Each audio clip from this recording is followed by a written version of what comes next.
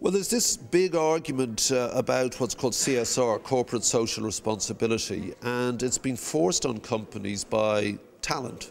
All the kids leaving college now, they can choose jobs because we live in a very lucky, wealthy part of the world.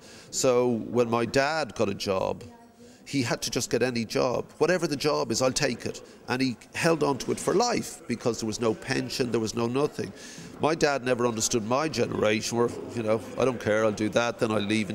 That's even more flexible now. So when students, especially the most talented ones, or the most talented workforce, go for a job, they're interviewing the employer. They're saying, what's your company like? And now the managers say, well, we're really good, we do these things in Africa. And they go, really?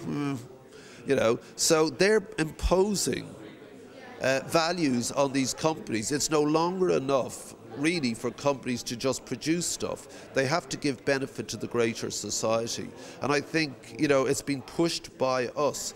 In poor countries where businesses start and they're successful, usually you'll find businesses just creating the product they need to make. But that is too of benefit because it gives wages, it gives health benefits, it supports families. It doesn't know it's doing that, but it does. And the more the benefit of peace is prosperity, and the benefit of prosperity is peace. If you get too rich, you don't want to fight. If you're poor, you fight over every little thing, because if you don't get it, you don't survive. So I think we've got a hard time coming in the 21st century because all wars are resource wars, and because of this great phenomenon called industrialization, we're using up all the resources. But if we don't have globalization, then we have a lot of poor people. So we have to try and balance these two things, and it's going to be very hard because man doesn't operate out of self-interest. People say that we don't. We operate in the needs of this moment.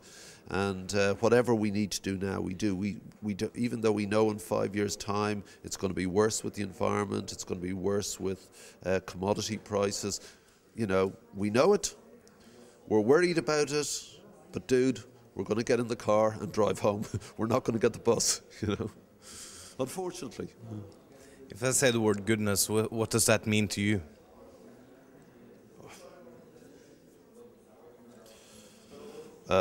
It's something that people would like to think that they,